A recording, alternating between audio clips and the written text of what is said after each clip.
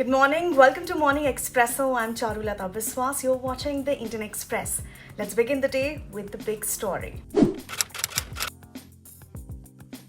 India has joined the coalition of countries stitched together by the US in a bid to counter China's economic heft in the Indo-Pacific region. The Indo-Pacific Economic Framework (IPF), led by the US, has a dozen initial partners who together represent 40% of the world GDP, the White House said. And as the Quad meeting takes place today in Tokyo, we look at what's on their plate, from the war in Europe to dealing with China and their cooperation on non-security initiatives such as tech and infra. Here are the stories you'll find only in Indian Express. At the latest edition of Express Yadda, election strategist turned politician Prashant Kishor spoke on why the BJP will remain a formidable electoral force in the coming decades, how the Congress needs to learn to be in opposition, and on taking the political plunge from Bihar. 2 weeks after a rocket-propelled grenade attack on the state police intelligence headquarters in Mohali, two men, one from Jhajjar in Haryana and the other from Faizabad in UP, have been identified as those who carried out the attack and were likely paid to do it, top sources in Punjab police told the Indian Express. Let's have a look at the front page. A Varanasi District Judge will decide today the maintainability of the filed by 5 Hindu women in connection with the Gyanvapi-Kashi Vishwanath and also the future course of action. Last week, the Supreme Court had directed the district judge to decide on priority. A father in Kerala ended his life 17 years after his 7-year-old son went missing from a playground near his home in Alappuzha. The missing case was among the most sensational unsolved mysteries in Kerala, with the CBI called in to crack the case, but finally submitting a closure report in court after hitting one dead end after another. The police confirmed that it was a case of suicide, although they are yet to ascertain the cause and have not linked it to the son's case. Here are the must-reads. With the 1989 Palampur resolution, Hindutva was officially added to the BJP's doctrine.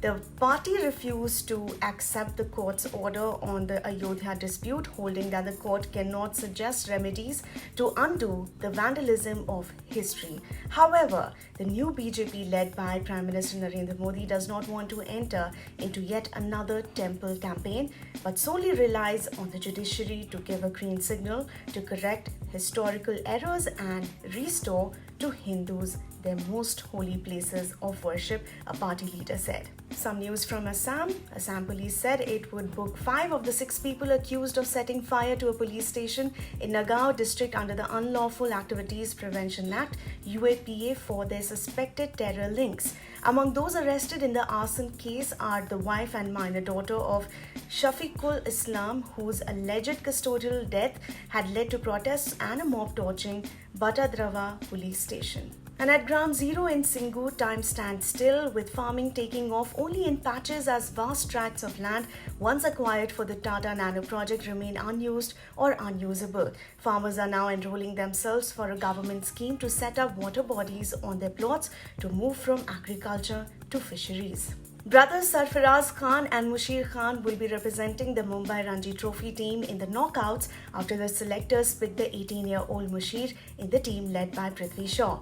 My brother Sarfaraz Khan and I had only one dream: to play for India and make my father happy, Mushir told the Indian Express. And in today's Delhi Confidential, a high-level meeting of Union Home Minister Amit Shah and BJP General Secretary Organization B.L. Santosh at party chief J.P. Nadda's residence has triggered a fresh round of speculation, while some sources in the party indicated that the discussions revolved around candidates for the Rajya Sabha elections.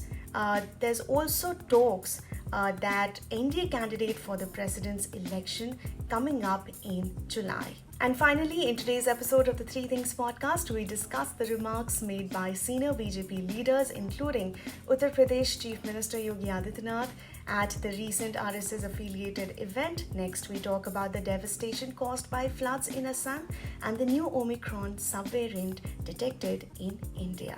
That's a wrap for me today. For the latest updates, don't forget to subscribe to our channel, The Indian Express. Thank you so much for watching.